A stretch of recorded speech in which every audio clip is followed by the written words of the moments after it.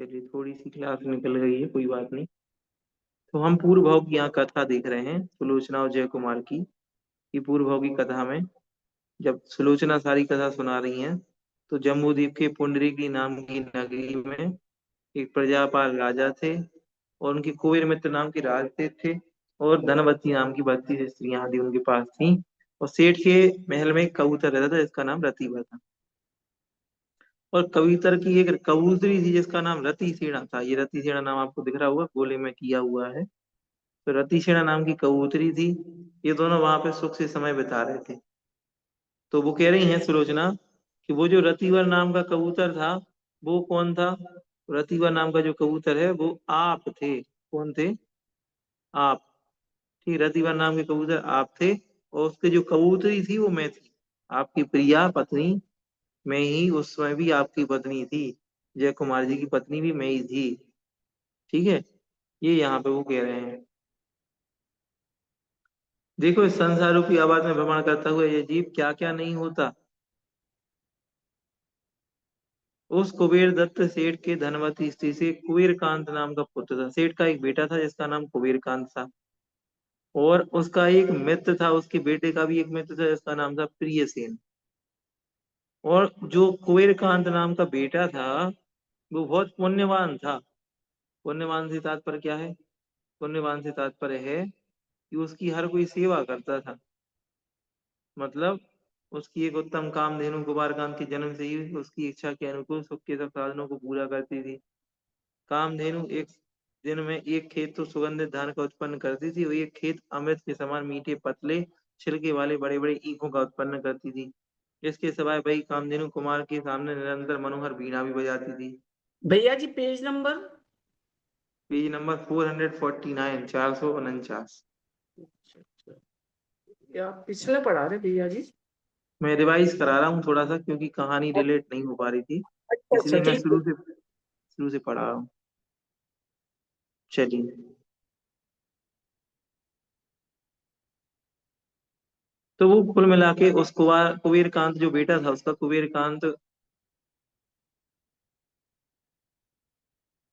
को बहुत सारी चीजें हेल्प करती थी, कामधेनु आदि। उसका एक मित्र था जिसका नाम प्रियसेन था। तो एक बार उनके पिताजी को इच्छा हुई कि मेरे बेटे की शादी कर दी जाए। तो बेटे की शादी करने के लिए बेटे को एक पत्नी चाहिए या बहुत सारी कन्याएं चाहिए?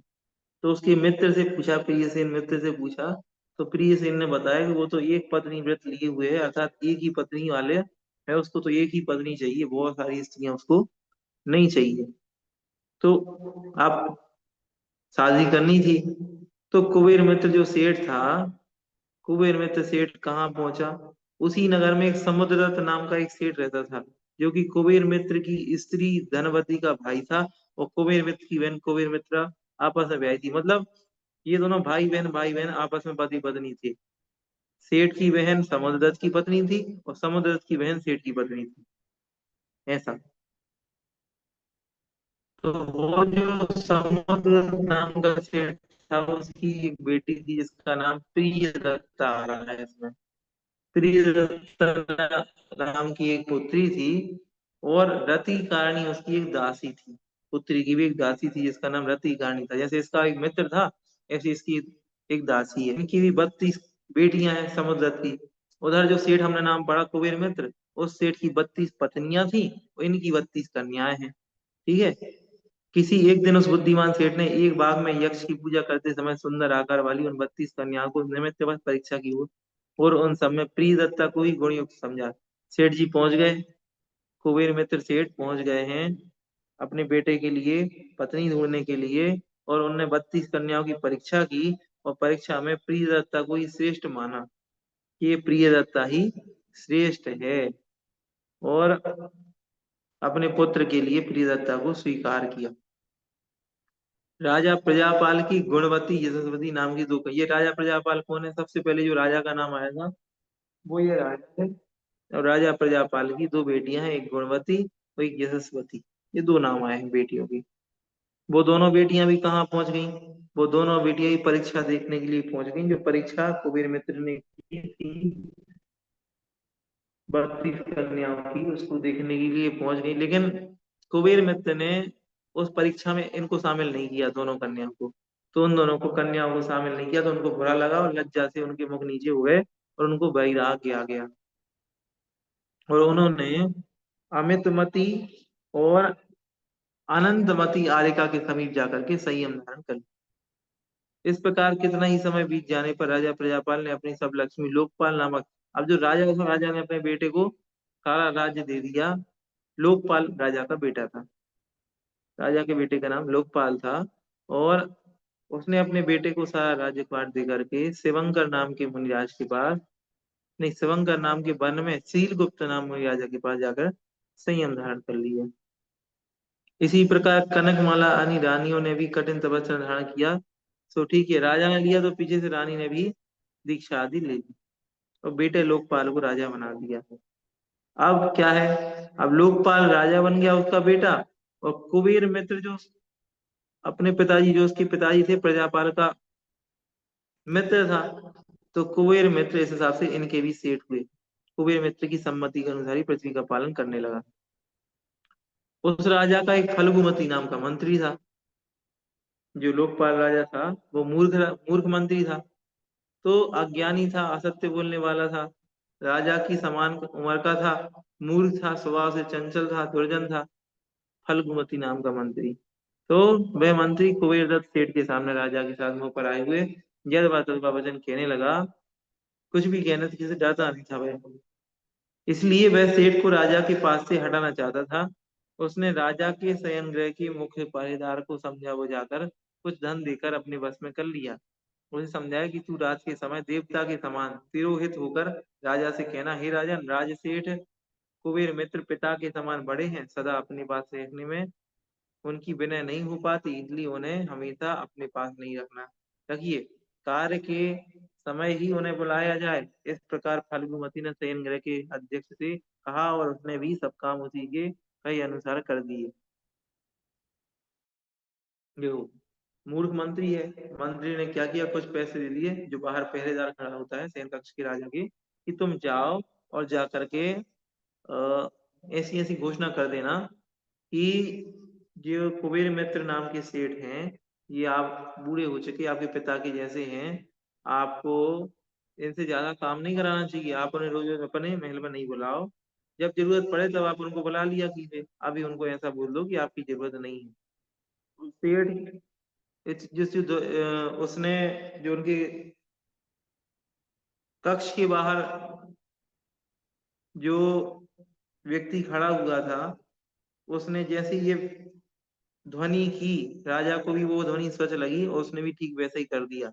कुबेर मित्र को कह दिया कि आप बिना बुलाए ना आए। अब देखो, राजा ने क्या किया, सेठ को नहीं आने के लिए कह दिया कि तुम हमारे पास नहीं आया करो। एक दिन राजा वन विहार कर रहे थे हाथी पे बैठ करके, तो उनने क्या देखा, एक बावड़ी है, बावड़ी के पास एक सूखा वृक्ष है, और उस वृक्ष की एक शाखा जो है वो बढ़ करके थोड़ी आगे चल करके बावड़ी के मुंह तक आ गई है। और उसमें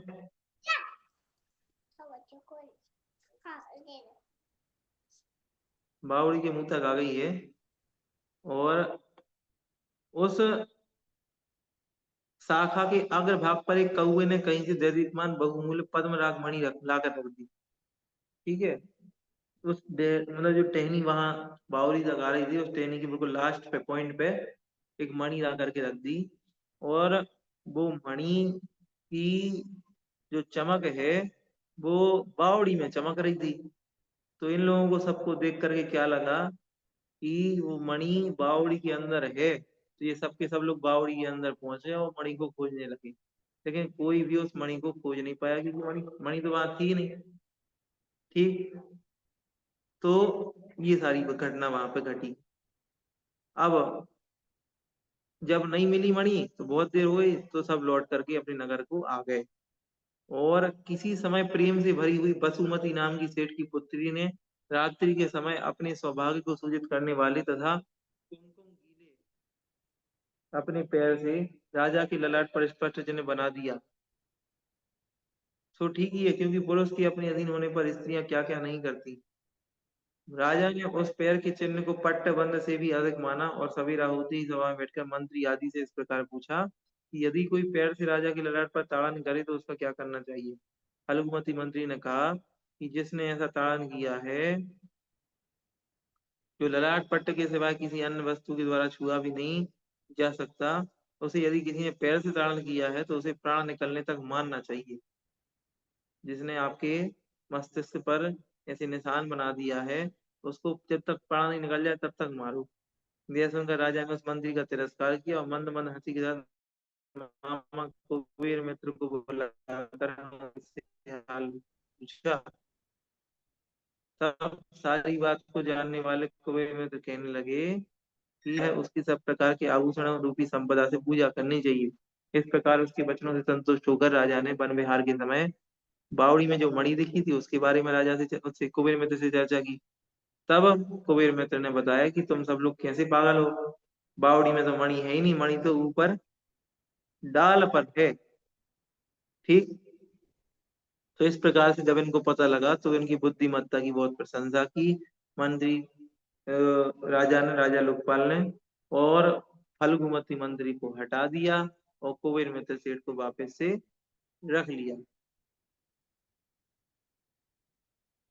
अब किसी समय सेठ की स्त्री ने सेठ के सिर में पका हुआ बाल देखकर सेठ से कहा कि सेठ यह कहते हुए उसकी बड़ी प्रशंसा की कि तू आज सचमुच धर्म पत्नी हुई। यह उस सेठ ने बड़ी प्रसन्नता के साथ राजा को छोड़कर समुद्रत आदि अन्य सेठों के साथ साथ देवगिरी नामक पर्वत पर बाल धर्म गुरु के समीप सब धारण कर किया और दोनों ही तपकर ब्रह्मलोक के अंत में लोकांतिक देव हुए। कुबेर मित्र जो थे सेठ जी, जो अभी तक सारी की सारी अच्छी एडवाइस दे रहे थे, उन्होंने अपने सिर में पका हुआ बाल देख करके, सफेद बाल देख करके, उनने जो है तपस्या आदि करके और ब्रह्म लोक में लोकांतिक देव बन गए। इतना अच्छा तपस्या किया। ठीक है। अब दूसरे दिन प्रियदत्ता, प्रियदत्ता कौन है? प्रियदत्ता समुद्रदत्त की पुत्री है और कुबेरकांत की स्त्री है। कुबेरकांत कौन है? कुबेर मित्र का बेटा, जो अभी स्वर्ग चले गए ना, लोकांतिक देव बने, उनका बेटा है ये कुबेरकांत। और कुबेरकांत की पत्नी है ये प्रियदत्ता। ठीक। तो प्रियदत्ता ने विपुलमती नाम के चार नित्यधारी महामुनि को नवदा भक्ति पूर्वक दान देकर पुण्य संपादन किया और फिर विनय प्रकट कर उन्हीं मुनिराज से पूछा कि मेरे तप का समय समीप है कि नहीं। प्रियदत्ता पूछ रही है कि बताओ हमारा तप का समय समीप निकट है या नहीं है। तब अवधि ज्ञान ही जिनके नेत्र हैं ऐसे बुद्धिमान मुनिराज ने यह जानकर कहा कि इसका चित्त संतान को चाह रहा है। उन्होंने अपने दाहिने हाथ की 5 उंगली और बाएं हाथ की एक छोटी उंगली को दिखाई और उससे सूचित किया कि 5 पुत्र एक बेटी होगी तुम्हारे। पहले तो प्रियदत्ता से कहा और कालांतर में वैसे ही हुआ, 5 पुत्र एक पुत्री हुई प्रियदत्ता की। किसी समय गुण रूप आभूषणों को धारण करने वाले जगतपाल चक्रवर्ती की पुत्री अमितमती और अनंतमती,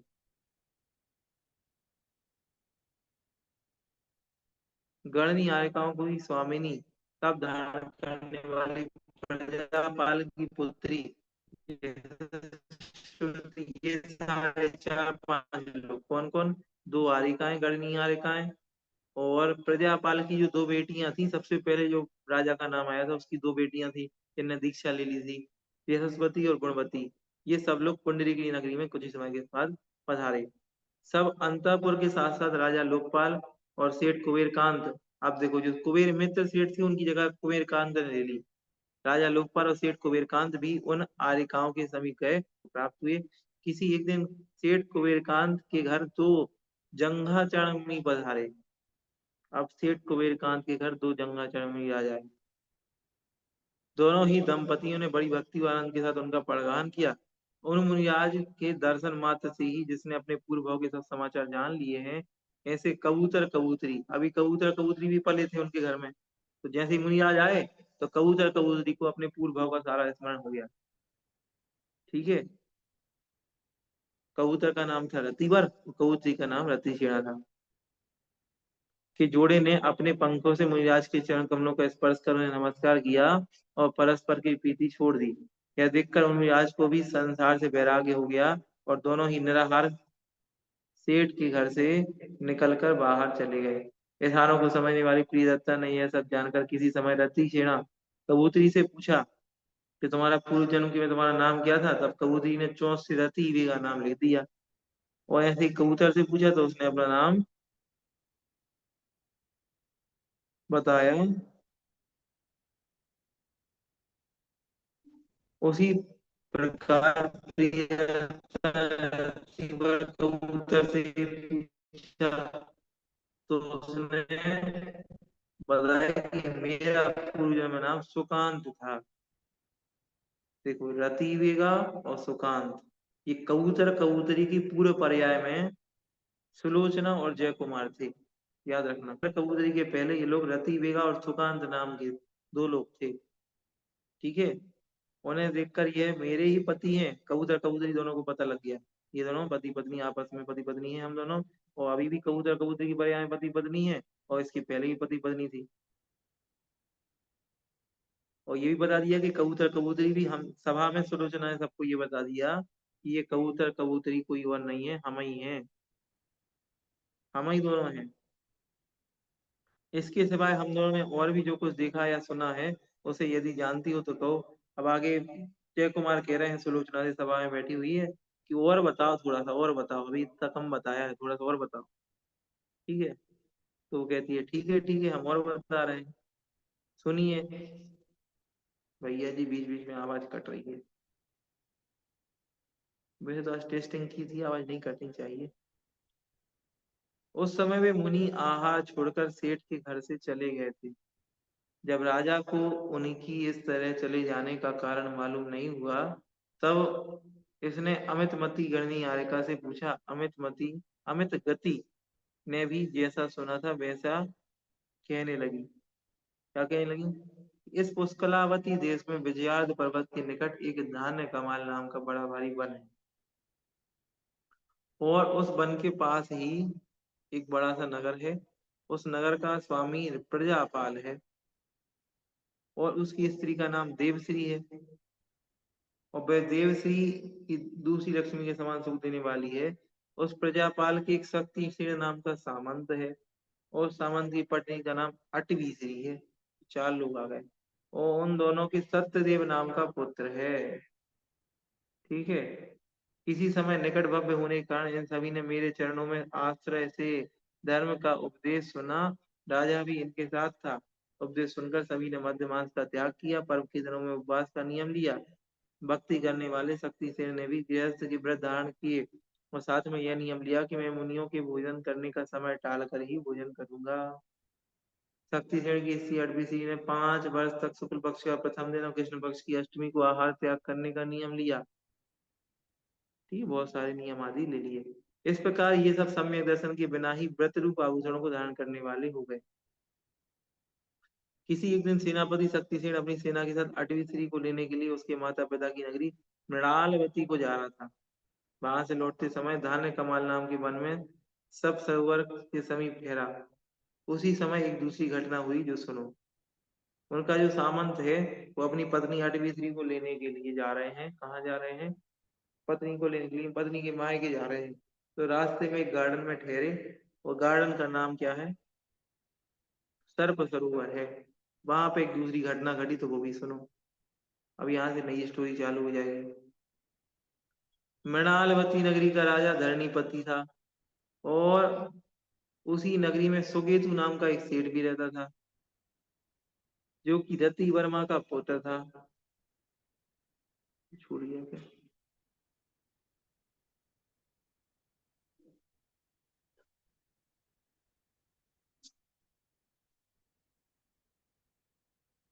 उसी नगरी में सुकेतु नाम का सेठ रहता था, जो कि रति वर्मा का पुत्र था। सुकेतु के पिताजी का नाम रति वर्मा। सुकेतु की स्त्री का नाम कनक श्री था, और उन दोनों के भवदत्त नाम का पुण्यहीन पुत्र भी था। मतलब ये दोनों माता पिता है, सुकेतु और कनक श्री, और इनका एक बेटा है जिसका नाम भवदत्त है। अब ये भवदत्त कोई और नहीं है, मैं अभी से बता रहा हूँ। ये भवदत्त जो है, वही भीम मुनिराज है। वही वही बिलाव है, जो आगे वे भवदत्त आगे जाकर के इन दोनों को मारेगा। फिर अगली पर्याय में बिल्ली बन करके कबूतर कबूतरी को भी खाएगा। और अगली पर्याय में सुलोचना जयकुमार जब हो जाएंगे तब ये भीम मुनिराज बनेंगे। ये लगातार इनका भाव विवाद चलता रहेगा। अब इनका बैर क्या है भावदत्त का इनके साथ, क्यों मारा इनको, तो वो भी सुनो। कुल मिला के यहाँ 3 लोग हैं, ध्यान रखना। 2 सेठ सेठानी है संभवतः। आइए पढ़ते हैं। सुकेतु कनक श्री के बेटे का नाम भवदत्त है जो पुण्यहीन है। उसी नगर में एक और सेठ रहता है जिसका नाम श्रीदत्त है, उसकी पत्नी का नाम विमल श्री है। उनकी रति वेगा नाम की सती पुत्री थी। रति वेगा कौन है?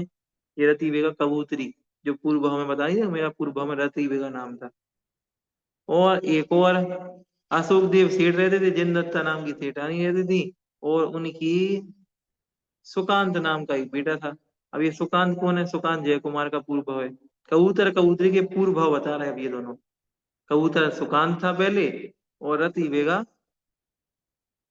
कबूतरी थी अगले भाव में। अब ये हुआ कि भवदेव जो है बड़ा दुराचारी था, और दुराचारीपन के कारण ही उसका दूसरा नाम दुर्मुख भी हो गया था। वह भवदेव धन उपार्जन कर रति वेगा के साथ विवाह करना चाहता था। कि भवदेव यही है जो पहले वाले सेठ का बेटा, ठीक है। रति वेगा के साथ विवाह करना चाहता था, इसलिए व्यापार से पैसा कमाने के लिए वह बाहर गया हुआ था। परंतु जब वह विवाह के अवसर तक नहीं पहुंच पाया, तब माता पिता ने वह कन्या अत्यंत तेजस्वी सुकांत के लिए दे दी। जब वो पैसा कमा के वापस नहीं आ पाया तो सुकांत को कन्या दे दी। अब भावदेव को बहुत बुरा लगा कि रति वेगा की शादी तो किसी और से हो गई। तो फिर वो वर वधू को मारने के लिए भागा। तो वर वधू भी कहाँ पहुंचे? शक्तिसेन की शरण में पहुंच गए। शक्तिसेन कौन है? शक्तिसेन यही है सामंत, जिसकी चर्चा पहले चली थी अभी। 8वीं श्री उसकी पत्नी थी, शक्तिसेन सामंत था, उनकी शरण में पहुंच गए।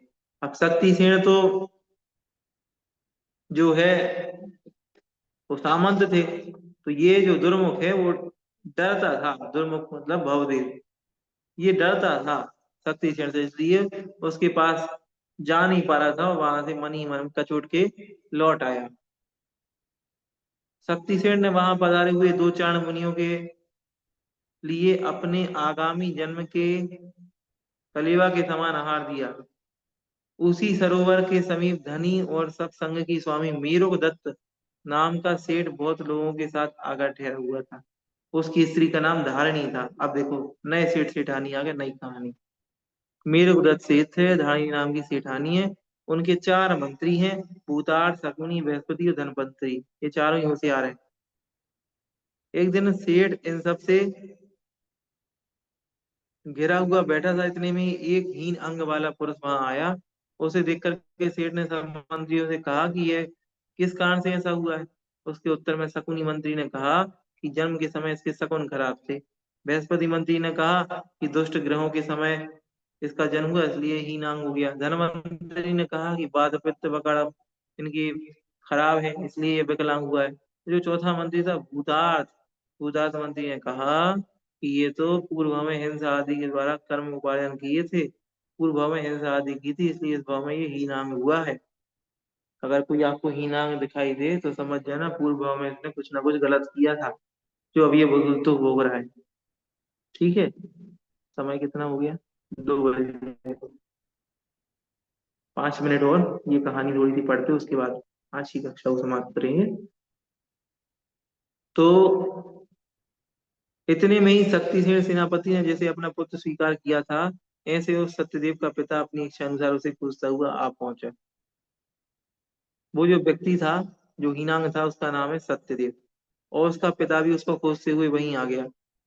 और अपनी हीनांग पुत्र को देख करके उसे बहुत ही दुख हुआ, और वह कहने लगा कि ये सभासदों सुनो, एक दिन घर में चावल पक रहे थे, तो पानी के उफान के कारण कुछ चावल बर्तन से नीचे गिर गए, और उन नीचे गिरे हुए चावलों को कबूतर आदि पक्षी चुगने लगे। परंतु यह सब देखता हुआ चुपचाप खड़ा रहा, इसने उन्हें भगाया नहीं। तब इसकी माँ की छोटी बहन ने क्रोध से इसे डांटा। उस डांट को ना सह पाने के कारण ही यह यहाँ चला आया है। यह इतना अहनशील है, असहनशील है कि तेरी नाक के नीचे मुंह का छेद है, इस बात को भी सहन नहीं कर सकता। अरे सबकी नाक के नीचे छेद होते हैं, लेकिन ये तो उसको भी सहन नहीं कर सकता, ये बहुत असहनशील है। इस तरह सब सभासदों से उसके पिता ने उसकी अकर्मण्यता का वर्णन किया। क्योंकि सत्यदेव अपने पिता के साथ वापस नहीं जाना चाहता था, इसलिए उसने दुखी होकर के निदान किया कि अगले भाव में भी मैं तेरे स्नेह का पात्र हूँ, इस प्रकार निदान कर वह द्रव्यलिंगी मुनि हो गया और सत्यदेव के प्रेम से मोहित होकर मरा, जिससे लोकपाल हुआ है।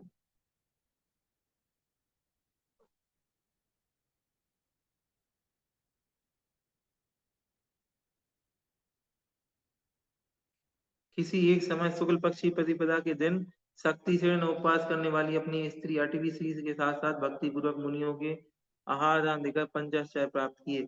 उसे देखकर के सेठ मेरुदत्त और उनकी स्त्री धारिणी ने निदान किया कि ये दोनों अगले जन्म में हमारी ही संतान बने। सेठ मेरुदत्त के चारों मंत्रियों ने सब प्रकार का परिग्रह त्याग कर तप धारण किया और फिर आयु के अंत में लोकपाल की पर्याय प्राप्त की। इसी प्रकार सुकांत रतिवेगा नाम के वधू वर ने भी दान की अनुमोदन करने के से प्राप्त हुई बहुत भारी पुण्य प्राप्त किया। यह सब सुनकर राजा लोकपाल की रानी वसुमती को अपने पूर्व जन्म की सब बातें याद आ गई, जिससे वह मूर्छित हो गई और सचेत होने पर अमितमती हारिका से कहने लगी कि मैं पूर्व जन्म में शोभा नगर की राजा प्रजापाल की रानी देवश्री थी। आपके प्रसाद से ही मैं लक्ष्मी को प्राप्त हुई। मेरे जन्म के पति प्रजापाल कहाँ है, यह कहिए। इस प्रकार वसुमती का प्रश्न समाप्त होने पर अमितमती हारिका ने कहा, यह लोकपाल ही पूर्व जन्म का प्रजापाल है। इतना कहते ही प्रियदत्ता को भी अपने पूर्व जन्म भाव की बातें याद आ गईं और उसने हारिका को वंदना कर कहा कि शक्तिसेन की स्त्री अटवी स्त्री तो मैं ही हूँ, कहिए मेरा पति शक्तिसेन कहाँ है। तो इस प्रकार पूछा जाने पर अमितमती ने कहा कि यह तेरा पति कुबेरकांत ही शक्तिसेन है। अब ये कुबेरकांत कौन है, सारी बातें क्लियर नहीं हो रही होंगी तो मैं बता देता हूँ, सुनो। शुरुआत में जो कहानी आई थी, जो एक सेठ था, सेठ का एक बेटा था, कुबेर मित्र सेठ था, उसका एक बेटा था कुबेरकांत। वो कुबेरकांत नाम का बेटा कोई और नहीं है, ये शक्तिसेन सामंत ही है। और जो उसकी प्रियदत्ता नाम की पत्नी थी, उस पत्नी ने पूछा कि मैं कौन हूं, तो उसको पता लगा कि अटवी श्री जो जो शक्तिसेन की पत्नी थी अटवी श्री, वो ही प्रियदत्ता है। मतलब कुबेरकांत शक्तिसेन थे और अटवी श्री प्रियदत्ता बन करके आ गई हैं, ऐसा था।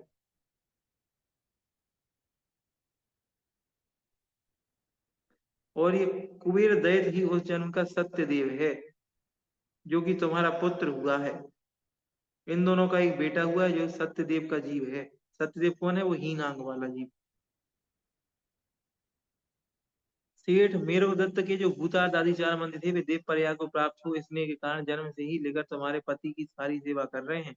कामधेनु और काम का कल्प वृक्ष बनकर सेवा कर रहे हैं। कुबेर दैत का पूर्व जन्म का पिता सत्यक भी देव होकर उसकी रक्षा करता है। सो ठीक ही है, क्योंकि पुण्य के प्रभाव से दूसरी गति में रहने वाले जीव भी स्नेह करने लग जाते हैं।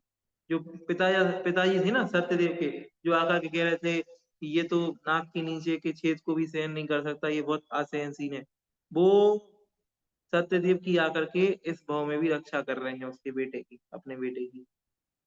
तो ऐसी बहुत सारी कहानियां मिक्स हो रही हैं इसमें। इसकी आगे की चर्चा अपन लोग कल करेंगे। ठीक है, थोड़ा सा नहीं समझ में आया हो तो देख लीजिएगा, समझिएगा। जिन्होंने पहले पढ़ी हुई है एक दो बार कहानी, उनको तो समझ में आ रही होगी। आप लोग भी थोड़ा सा प्रयास कीजिएगा, पढ़िएगा, समझ में आएगा।